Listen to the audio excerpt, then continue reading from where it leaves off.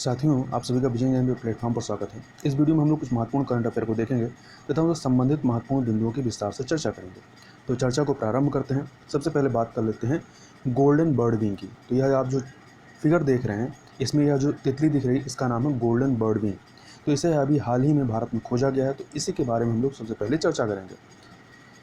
तो हाल ही में हिमालयी तितली, जिसका नाम है गोल्डन बर्ड विंग, इसको 88 वर्षों के बाद भारत की सबसे बड़ी तितली के रूप में खोजा गया है और इसका वैज्ञानिक नाम क्या है? ट्राइडस आइकस है।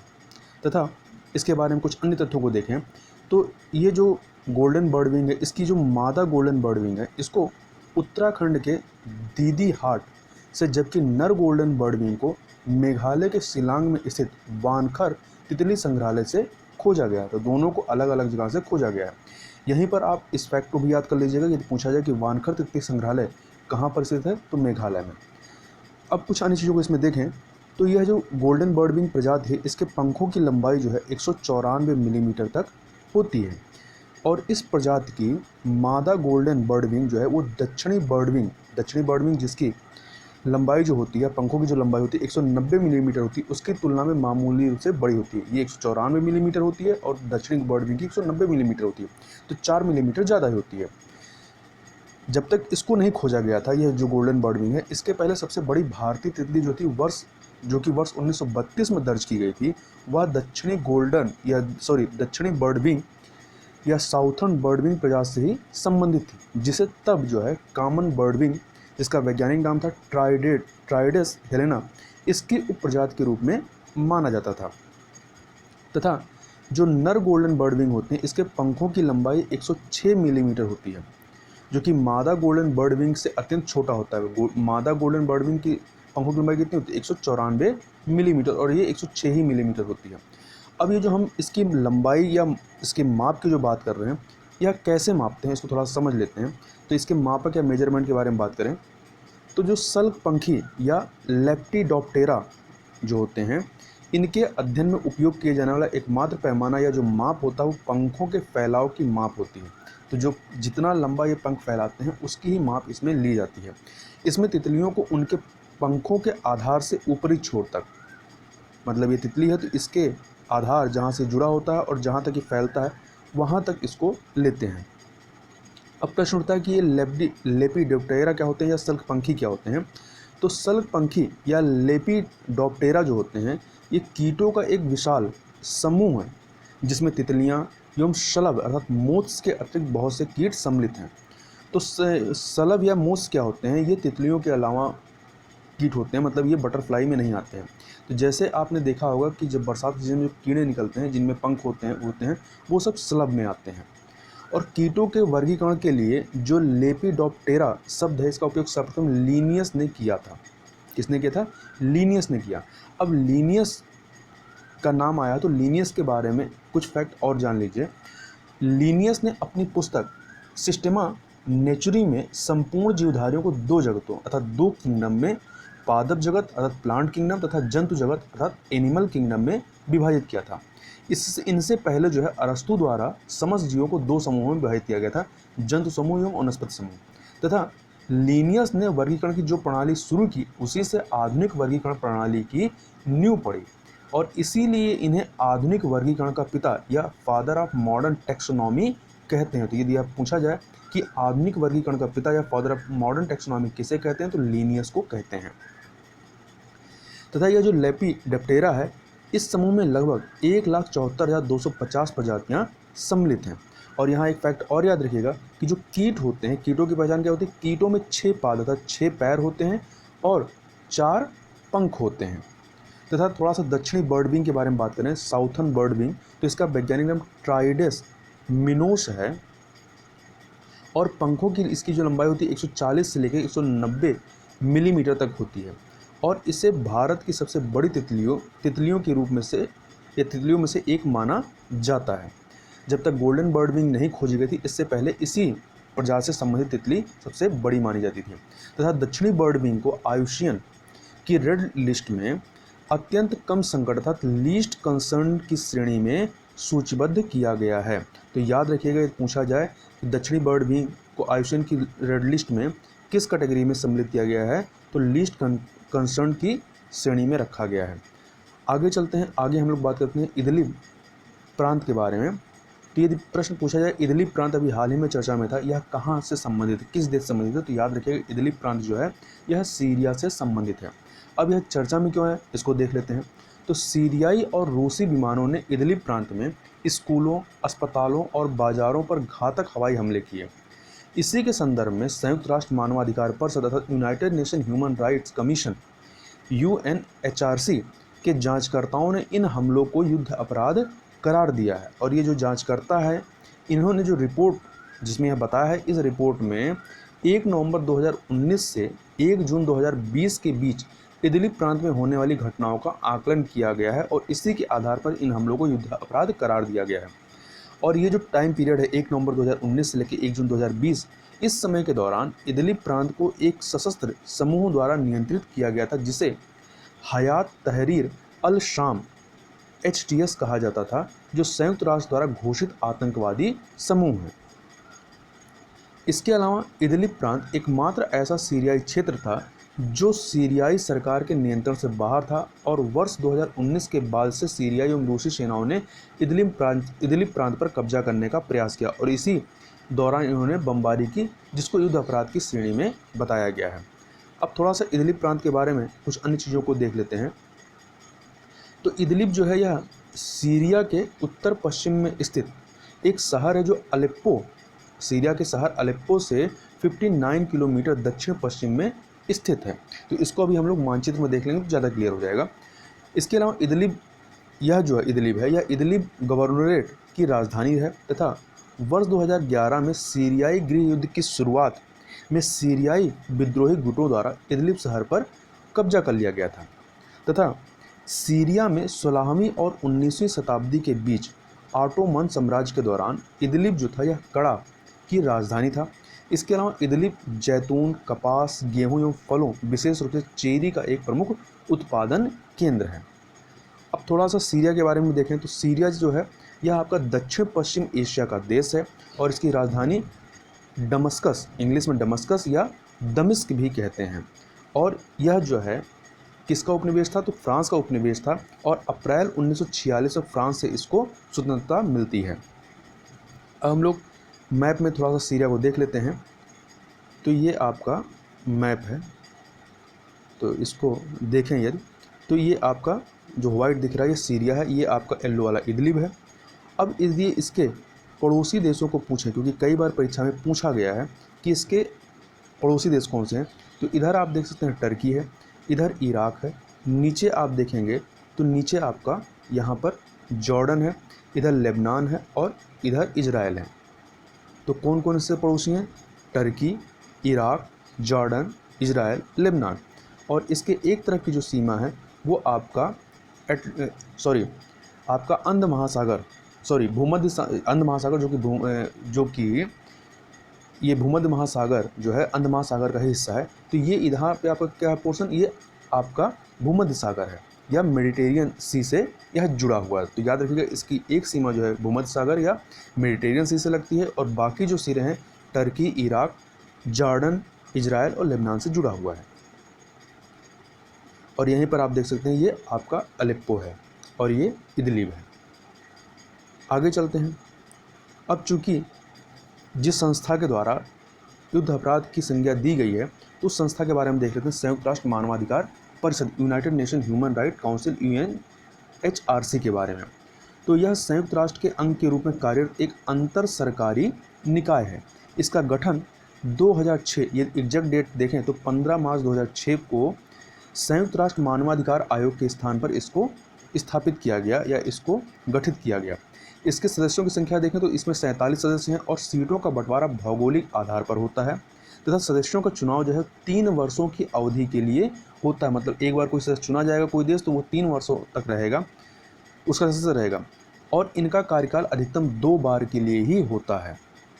अब यदि इसके उद्देश्य की बात करें इस संस्था के, तो विभिन्न देशों में मानवाधिकारों को बढ़ावा देना, उनकी रक्षा करना और उल्लंघन की स्थिति में समाधान निकालना ही इसका प्रमुख उद्देश्य है।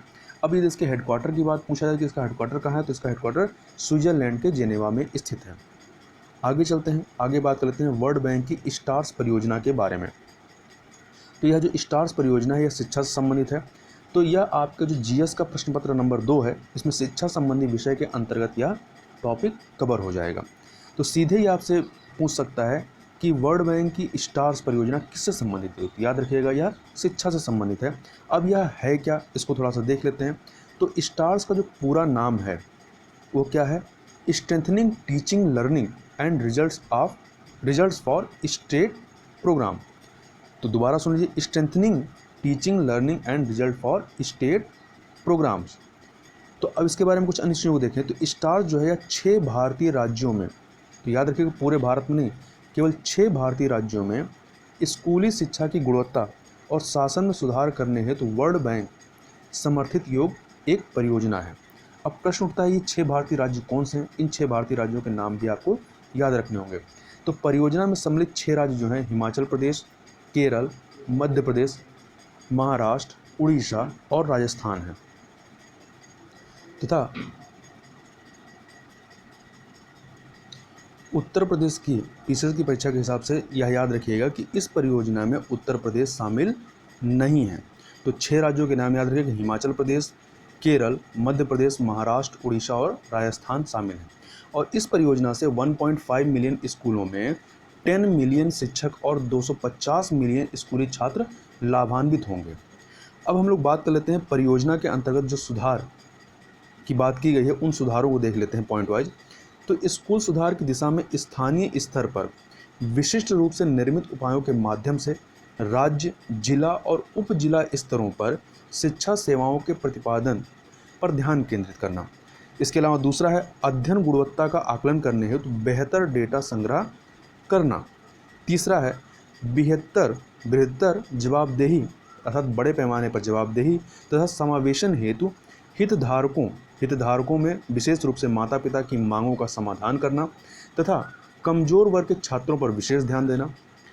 इसके अलावा इन परिवर्तनों के प्रबंधन हेतु शिक्षकों को तैयार करना तथा भारत की मानव पूंजी आवश्यकताओं को पूरा करने हेतु प्राथमिक कक्षाओं के छात्रों की शिक्षा पर निवेश करना तथा इन छात्रों का संज्ञानात्मक, सामाजिक व्यवहार और भाषा कौशल विकास सुनिश्चित करना है। अब थोड़ा सा इसको जो आत्मनिर्भर भारत अभियान भारत सरकार द्वारा चलाया गया है उससे थोड़ा सा शिक्षा को कोरिलेट करते हैं, समझते हैं कि इस आत्मनिर्भर भारत का शिक्षा के संदर्भ में क्या अर्थ निकलता है। तो आत्मनिर्भर भारत ऐसे भारत का आह्वान करता है जो अपने नागरिकों के लिए स्थानीय वस्तुओं तथा सेवाओं के उत्पादन और वितरण करने में सक्षम हो, और यह सभी बच्चों के लिए शिक्षा पर भी समान रूप से लागू होता है। आत्मनिर्भर भारत तथा विविधता युक्त तथा विशाल जनसंख्या को देखते हुए शिक्षा जैसी सेवाओं के वितरण हेतु सक्षम राज्य का होना आवश्यक है तथा राज्य की क्षमता निर्माण के अंतर्गत अपनी चीज़ों को स्वतः करने के बारे में सीखने की प्रक्रिया सम्मिलित होती है। और आत्मनिर्भर भारत का जो अभियान है या अवधारणा है इसका मूलतः यही आधार है। इसीलिए मूलतः इसे आउटसोर्स नहीं किया जा सकता, क्योंकि आत्मनिर्भर भारत की बात की जा रही है तो शिक्षा को हम या शिक्षा संबंधी चीज़ों को हम आउटसोर्स नहीं कर सकते हैं। दूसरे शब्दों में राज्य की क्षमता का अर्थ है या राज्य की क्षमता का निर्माण या राज्य की क्षमता का जो अर्थ है वो सरकार द्वारा कार्यों का निष्पादन करना है। इसके अंतर्गत सरकार द्वारा स्थानीय आवश्यकताओं को पूरा करने हेतु प्रभावी कार्यान्वयन को सुनिश्चित करना तथा विभिन्न सुधारों को लागू करने में सक्षम होना भी सम्मिलित होता है। तथा अब हम लोग बात कर लेते हैं कि इसमें जो त्रुटियां हैं, ऐसा नहीं जो स्टार्स परियोजना है इसमें सब कुछ अच्छा है, इसमें जो कमियां हैं उन कमियों की बात भी हम लोग यहाँ कर लेते हैं। तो राज्य क्षमता निर्माण हेतु स्टार्स परियोजना या स्टार्स का दृष्टिकोण जो है वो त्रुटिपूर्ण क्यों है, तो उन बिंदुओं को देख लेते हैं जिनकी वजह से यह दृष्टिकोण त्रुटिपूर्ण लगता है। तो इसमें पहला है बुनियादी क्षमता संबंधी विषयों के समाधान में विफलता। इसके दृष्टिकोण जो है उसमें यह विफलता रही है। कैसे? स्टार्स परियोजना के अंतर्गत जिला शिक्षा एवं प्रशिक्षण संस्थानों तथा डाइट्स, जिला और ब्लॉक शिक्षा कार्यालयों तथा स्कूलों में शिक्षकों की रिक्तियों को भरने पर ध्यान नहीं दिया गया है। दूसरा, विकेंद्रीकृत डिसेंट्रलाइज निर्णय लेने हेतु शक्ति प्रदान करना तथा वित्त अंतरण करना अनिवार्य होता है। यदि आप चाहते हैं कि डिसेंट्रलाइजेशन हो तो वहाँ पर इन चीज़ों को करना होगा। स्टार्स के अंतर्गत इस तथ्य की अनदेखी की गई है। इस हेतु अग्रिम पंक्ति के अधिकारी तंत्र क्षमता में निवेश के साथ सामाजिक जवाबदेही को बढ़ावा देते हुए इनकी विवेकाधीन शक्तियों में वृद्धि करना भी आवश्यक होता है, जिस पर स्टार्स परियोजना में ध्यान नहीं दिया गया है। तथा तीसरा है, वर्ल्ड बैंक परियोजना में विश्वास की पूरी तरह से अनदेखी की गई। कैसे? इसके स्थान पर, विश्वास के स्थान पर यह जो परियोजना है सूचना और संचार प्रौद्योगिकी पर पूरी तरह से निर्भर करता है, मतलब आउटकम के बारे में इस पर निर्भर करता है, जिसमें साक्ष्यों के आधार पर प्रतिपुष्टि का अभाव होता है। मतलब जो डेटा इसमें दे दिया जाएगा उसी के आधार पर यह आपका रिजल्ट बता देता है कि चीज़ें अच्छी हैं या बुरी हैं। इसको पुष्टि करने के लिए साक्ष्यों के आधार पर इसकी पुष्टि नहीं की जाती है। चौथा है, निजी पहलों का विस्तार तथा सरकारी कार्यों को कम करना। निजी पहलों का विस्तार अर्थात वही आउटसोर्सिंग से संबंधित है, तो निजी पहलों का विस्तार तथा सरकारी कार्यों को कम करना के माध्यम से बुनियादी प्रशासनिक कार्यों को आउटसोर्स करना, शिक्षा को स्थानीय आवश्यकताओं के लिए अधिक प्रासंगिक या स्थानीय अधिकारियों को सशक्त बनाकर लोकतांत्रिक रूप से लोगों की भागीदारी को बढ़ावा देने जैसे लक्ष्यों को पूरा करने के लिए उपयुक्त नहीं है। मतलब जो स्टार्स का जो दृष्टिकोण है कि निजी पहलों का विस्तार तथा सरकारी कार्यों को कम करना, तो ये जो इनका दृष्टिकोण है, जो हमारा लक्ष्य है कि बुनियादी प्रशासनिक कार्यों को मतलब इसमें क्या किया गया, बुनियादी प्रशासनिक कार्यों को आउटसोर्स करने पर जोर दे रहा है स्टार्स। तो ये जो हमारा शिक्षा को स्थानीय आवश्यकताओं के लिए अधिक प्रासंगिक या स्थानीय अधिकारियों को सशक्त बनाकर लोकतांत्रिक रूप से लोगों की भागीदारी को जो बढ़ावा देना, ये जो हमारे लक्ष्य हैं उसको पूरा करने के लिए ये जो इनका स्टार्स का जो दृष्टिकोण है वो उपयुक्त नहीं है। अब प्रश्न उठता है, तो आगे की राह क्या होनी चाहिए? तो आगे की राह की भी बात कर लेते हैं।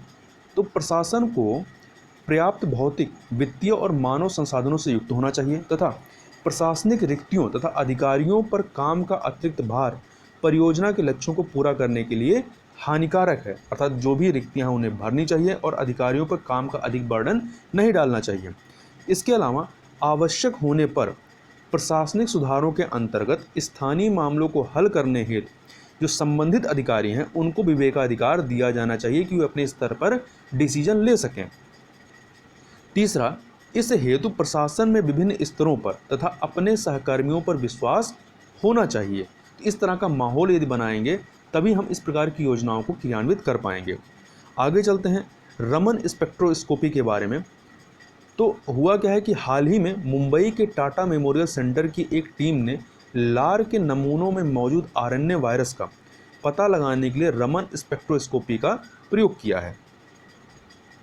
और इस अवधारणात्मक अध्ययन में किसी भी अतिरिक्त अभिकर्मक अर्थात एजेंट का उपयोग किए बिना पारंपरिक रमन स्पेक्ट्रोस्कोपी का उपयोग करके गैर संक्रामक आरएनए वायरस का विश्लेषण किया जाएगा। अब हम लोग बात कर लेते हैं रमन स्पेक्ट्रोस्कोपी क्या होती है।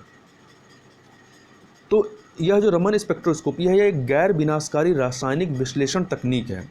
यह पदार्थ की रासायनिक संरचना, अवस्था तथा बहुरूपता, क्रिस्टलीयता एवं आणविक प्रतिक्रियाओं के बारे में विस्तृत जानकारी प्रदान करने का कार्य करती है तथा इसके अलावा यह पदार्थ के रासायनिक बंधों अर्थात केमिकल बॉन्ड्स के साथ प्रकाश की लाइट की पारस्परिक क्रिया पर आधारित होता है। इसके अलावा रमन स्पेक्ट्रोस्कोपी फोटॉन के अप्रत्यास्थ प्रकीर्णन अर्थात इंग्लिश में कहें तो इन इलास्टिक स्कैटरिंग पर निर्भर करता है, जिसे रमन प्रकीर्णन अर्थात रमन स्कैटरिंग के रूप में जाना जाता है। स्कैटरिंग मतलब कि अपने मार्ग से विक्षेपित होना, कणों का अपने मार्ग से हट जाना या कणों का अपने मार्ग से भटकाव होना ही क्या कहलाता है, स्कैटरिंग कहलाता है साधारण भाषा में। इसके अलावा प्रत्येक रासायनिक पदार्थ का अपना एक विशिष्ट रमन स्पेक्ट्रम होता है। तो यह फैक्ट याद रखिएगा कि प्रत्येक रासायनिक पदार्थ का अपना एक विशिष्ट रमन स्पेक्ट्रम होता है और किसी पदार्थ के रमन स्पेक्ट्रम को देखकर उन पदार्थों के भौतिक एवं रासायनिक गुणों की पहचान की जा सकती है। तो ये रमन जो इफेक्ट है इसका यह एप्लीकेशन है। अब हम लोग रमन इफेक्ट या रमन प्रभाव की बात कर लेते हैं। तो रमन प्रभाव या रमन इफेक्ट के अनुसार प्रकाश की प्रकृति अर्थात नेचर और स्वभाव में तब परिवर्तन होता है जब वह किसी पारदर्शी माध्यम से गुजरता है और यह माध्यम जो है ठोस, द्रव और गैसीय कुछ भी हो सकता है। यह घटना तब घटती है जब माध्यम के अणु जो होते हैं प्रकाश ऊर्जा के कणों को प्रकीर्णित कर देते हैं, अर्थात स्कैटर कर देते हैं। तथा 28 फरवरी 1928 को भौतिक विज्ञानी सर चंद्रशेखर वेंकट रमन, अर्थात शॉर्ट में सीवी रमन कहते हैं, तो इन्होंने रमन प्रभाव अर्थात रमन इफेक्ट की खोज की थी, जिसके लिए वर्ष 1930 में उन्हें नोबेल पुरस्कार से सम्मानित किया गया था। तो भौतिकी का नोबेल पुरस्कार इन्हें 1930 में प्रदान किया गया था। और इसी के उपलक्ष्य में, मतलब जिस तारीख को इन्होंने खोज की थी 28 फरवरी 1928 को, तो इसी के उपलक्ष्य में 28 फरवरी 1986 से प्रत्येक वर्ष इस दिन को अर्थात 28 फरवरी को राष्ट्रीय विज्ञान दिवस के रूप में मनाया जाता है। इसके अलावा याद रखिएगा कि 1954 में भौतिकी के क्षेत्र में योगदान के लिए सीवी रमन को भारत रत्न से सम्मानित किया गया था।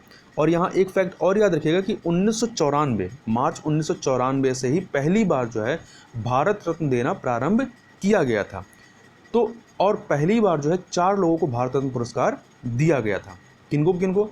सी राजगोपालाचारी, सर्वपल्ली राधाकृष्णन जो कि उस समय उपराष्ट्रपति थे, सीवी रमन और भगवान दास। तो इन 4 लोगों को पहली बार 1954 में भारत रत्न पुरस्कार प्रदान किया गया था। और पहले क्या था, भारत रत्न मरणोपरांत नहीं दिया जाता, बाद में मरणोपरांत भी दिया जाने लगा। अब क्या है कि एक वर्ष में 3 लोगों से अधिक जो है व्यक्तियों को भारत रत्न पुरस्कार नहीं दिया जाता है। अब थोड़ा सा हम लोग ये जो राष्ट्रीय विज्ञान दिवस है, तो चूंकि हमें मालूम है प्रत्येक वर्ष 28 फरवरी को मनाया जाता है, तो इस वर्ष 2020 की थीम के बारे में हमें पता होना चाहिए। तो 2020 की जो थीम है वो क्या है, वुमेन इन साइंस या महिलाएं और विज्ञान। तो यह थीम याद रखिएगा। आगे चलते हैं, आगे बात करते हैं ब्यूबोनिक प्लेग के बारे में। तो यह रोग से संबंधित है। तो यह आपका जीएस का प्रश्न पत्र नंबर 2, जिसके अंतर्गत टॉपिक है स्वास्थ्य, शिक्षा, मानव संसाधनों से संबंधित सामाजिक क्षेत्र, सेवाओं के विकास और प्रवर्धन से संबंधित विषय। तो इसमें यह स्वास्थ्य के अंतर्गत आ जाएगा। तो संदर्भ क्या है उसको देख लेते हैं। हाल ही में चीन में ब्यूबोनिक प्लेग नामक बीमारी का एक संदिग्ध मामला सामने आया है। इसके बाद उत्तरी चीन के एक शहर बायोनीर में हाई अलर्ट जारी कर दिया गया है तथा आंतरिक मंगोलिया स्वायत्त क्षेत्र के अधिकारियों ने प्लेग की रोकथाम और नियंत्रण के 3rd लेवल की चेतावनी जारी कर दी है। अब प्रश्न उठता है कि प्लेग क्या होता है। तो सबसे पहले प्लेग देख लेते हैं क्या होता है, फिर हम लोग देखेंगे कि यह ब्यूबोनिक प्लेग क्या होता है। तो प्लेग एक ऐसी बीमारी है जो यार्सिनिया पेस्टिस नामक बैक्टीरिया के कारण होती है। और यह बीमारी जानवरों तथा मुख्य रूप से कृंतकों अर्थात रोडेंट्स में पाई जाती है। कृंतक में क्या आते हैं, जैसे चूहे हैं, आपके ये गिलहरियां हैं, ठीक है। तो ये सब किस में आते हैं, कृंतक के अंदर आते हैं। और यह संक्रमित जानवरों तथा पिस्सुओं से मनुष्यों में संचारित होने वाला रोग है तथा मध्यकाल अर्थात 5वीं शताब्दी से लेकर 15वीं शताब्दी में प्लेग को काली मौत के रूप में भी जाना जाता था। क्योंकि इससे यूरोप में लाखों की मृत्यु हो गई थी उस समय। तथा प्लेग जो है ये 3 प्रकार का होता है। इसमें सबसे पहला है आपका ब्यूबोनिक प्लेग, जिसके बारे में अभी हम लोग ने चर्चा की। इसका संदिग्ध मरीज आपका चाइना में मिला है। तो ब्यूबोनिक प्लेग के बारे में बात करें तो यह व्यक्ति के लासिका तंत्र अर्थात लिम्फेटिक सिस्टम जो मनुष्य के प्रतिरक्षा तंत्र जैसा जो आपका इम्यून सिस्टम होता है उसका एक भाग होता है। तो यह व्यक्ति के लसिका तंत्र को संक्रमित करता है, जिससे लसिका पर अर्थात लिम्फ नोड्स में सूजन आ जाती है। यदि इसका समय पर उपचार नहीं किया जाता है या किया जाए तो यह निमोनिया के सेप्टिक प्लेग में परिवर्तित हो सकता है और इसके लक्षणों में बुखार, ठंड लगना, कमजोरी और सिर दर्द आदि सम्मिलित हैं। अब दूसरा देखते हैं। तो दूसरा कौन सा है, दूसरा है आपका निमोनिक प्लेग। तो निमोनिक प्लेग के बारे में बात करें तो WHO के अनुसार यह प्लेग का सर्वाधिक संक्रामक प्रकार होता है तथा 24 से 72 घंटों के भीतर यह जानलेवा हो सकता है। इसके अलावा यह बैक्टीरिया द्वारा फेफड़ों को संक्रमित करने पर होता है और मानव से मानव में फैलने वाला यह एकमात्र प्लेग है। तो याद रखिएगा केवल न्यूमोनिक प्लेग ही ऐसा प्लेग है जो मानवों से मानव में फैलता है, बाकी जानवरों से मानव में फैलता है। अब इसके लक्षणों की बात करें तो इसमें सीने में दर्द, बुखार तथा खांसी होती है और यह खांसी के माध्यम से तीव्रता से फैलता है। तीसरा प्रकार कौन सा है, सेप्टिकमिक प्लेग। तो यह सेप्टिकमिक प्लेग के बारे में देखें तो यह बैक्टीरिया द्वारा रक्त प्रवाह में प्रवेश करने से होता है तथा यह वहाँ अपनी संख्या में रक्त प्रवाह में प्रवेश करके वहाँ पर अपनी संख्या में वृद्धि करते हैं, जिसकी वजह से यह सेप्टिकमिक प्लेग होता है। तथा यदि अनुच्चारित छोड़ दें, जो ये प्लेग है इसको अनुच्चारित छोड़ दें, तो निमोनिक और बिबोनिक जो प्लेग हैं वो सेप्टिक प्लेग उसमें कन्वर्ट हो सकता है। तथा सेप्टिकमिक प्लेग से संक्रमित व्यक्ति की त्वचा जो होती है वो क्या हो जाती है, काली पड़ने लगती है। अब इसके थोड़ा इलाज तथा नियंत्रण की बात कर लें प्लेग के, तो प्लेग जो है आपका एक जानलेवा बीमारी है, परंतु जल्दी पहचान होने पर एंटीबायोटिक्स से इसका इलाज किया जा सकता है। हालांकि शीघ्र उपचार नहीं किए जाने पर यह रोग गंभीर रूप धारण कर सकता है तथा मृत्यु का कारण भी बन सकता है। और इसके उपचार के लिए कभी कभी एंटीबायोटिक्स पर्याप्त नहीं होते हैं। इसके एंटीबायोटिक्स के साथ में अंतःशिरा तरल पदार्थ इंट्रेवेनस फ्लूइड और अतिरिक्त ऑक्सीजन की आवश्यकता होती है, मतलब बाहर से ऑक्सीजन चढ़ाना पड़ता है। चूँकि यह अत्यधिक संक्रामक बीमारी होती है तथा न्यूमोनिक प्लेग से संक्रमित व्यक्तियों को क्या किया जाता है, इसीलिए अलग रखा जाता है, अन्य लोगों के संपर्क से अलग रखा जाता है। तथा इसके साथ ही संक्रमित व्यक्ति के निकटवर्ती लोगों को भी निवारक उपाय के रूप में एंटीबायोटिक दवाओं की एक खुराक दी जाती है। तथा प्लेग नियंत्रण हेतु अन्य यदि निवारक उपायों की बात करें तो इसके अंतर्गत जो किंदक तथा रोडेंट्स जो जीव होते हैं, जैसे चूहे हैं, आपके गिलहरियाँ हैं, इनको कीट नियंत्रण के माध्यम से इनको नियंत्रित करने का कार्य किया जाता है। अब थोड़ा सा भारत में प्लेग के बारे में बात कर लेते हैं। तो बिबोनिक प्लेग जो है भारत को बुरी तरह से प्रभावित कर चुका है। ऐसा नहीं कि भारत में यह रोग नहीं फैला है। प्लेग का पहला मामला तत्कालीन बम्बई में 23 सितंबर 1896 को दर्ज किया गया था। कब? 1896 में। तथा यह वर्ष 1855 में चीन से उत्पन्न हुई तीसरी प्लेग महामारी का ही एक हिस्सा था। और यह बीमारी भारत में आई कैसे थी?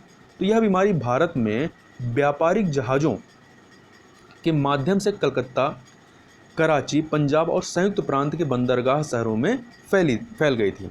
तथा इस बीमारी के कारण भारत में लगभग 12 मिलियन से अधिक मौतें हुई थी। और उस समय प्लेग की स्थिति विकराल हो चली थी। इसे नियंत्रित करने के लिए उस समय बने महामारी रोग अधिनियम 1897 का मसौदा जो है काफ़ी जल्दबाजी में तैयार किया गया। और इस कानून में महामारी रोग अधिनियम 1897 में खतरनाक महामारी को नियंत्रित करने हेतु विशेष उपाय करने तथा नियमों को निर्धारित करने का प्रावधान किया गया है। और याद रखिएगा प्लेग क्या है? एक जूनोटिक रोग है। जूनोटिक रोग के बारे में हम लोग पहले ही बात कर चुके हैं। जूनोटिक रोग कौन सा रोग होता है? जो जानवरों से मनुष्यों में फैलता है उसे जूनोटिक रोग कहते हैं। अब हमने यहाँ पर प्लेग की बात की, प्लेग के बारे में देखा कि यह जीवाणु अर्थात बैक्टीरिया से होने वाला रोग है। अब बैक्टीरिया से होने वाले कुछ अन्य रोगों को भी हम लोग थोड़ा सा देख लेते हैं। कई बार परीक्षा में पूछ लेता है कि निम्न में से कौन से बैक्टीरिया से होने वाले रोग हैं, कौन से वायरस से होने वाले रोग हैं। तो यहाँ पर हम लोग बैक्टीरिया से होने वाले रोगों को एक बार देख लेते हैं। तो इसमें सबसे पहला नाम आता है आपका टिटनस। टिटनस यह आपका तंत्रिका तंत्र को प्रभावित करता है। और इसमें जो बैक्टीरिया होती है कौन सी होती है? Clostridium tetani. हैजा, जिसको कॉलरा भी कहते हैं, इससे प्रभावित होने वाला अंग जो है आंत है। और जो बैक्टीरिया कौन सा होता है? Vibrio cholerae.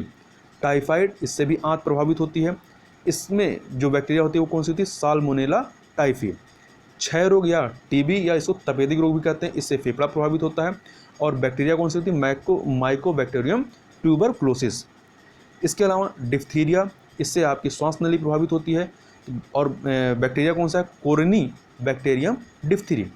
काली खांसी या श्वसन तंत्र को प्रभावित करती है। हीमोफिलस पर्टूसियस नामक बैक्टीरिया की वजह से होता है। निमोनिया यह फेफड़े को प्रभावित करता है। आपका टीबी भी फेफड़े को प्रभावित करता है। तथा निमोनिया आपका डिप्लोकोकस निमोनी नामक बैक्टीरिया की वजह से होता है। अगला है कोढ़। जो लोगों को कोढ़ हो जाता है, ये आपका तंत्रिका तंत्र जो त्वचा होती है उसको प्रभावित करती है। और बैक्टीरिया कौन सा होता है? Mycobacterium leprae. तो यह नाम पूछा गया है परीक्षा में। गोनेरिया जो रोग होता है, यह प्रभावित अंग कौन सा होता है? मूत्र मार्ग। और बैक्टीरिया कौन सा है? नाइसेरिया गोनेरियाई। तथा सिफिलिस, इससे प्रभावित होने वाला अंग है आपका शिशन। ट्रेपोनमा पैलिडियम नामक बैक्टीरिया की वजह से यह होता है। तो इस प्रकार से यहाँ पर हम लोगों ने कुछ महत्वपूर्ण करंट अफेयर को विस्तार से देखा। तो इस वीडियो में बस इतना ही। मिलते हैं नेक्स्ट वीडियो में, तब तक के लिए बहुत बहुत धन्यवाद।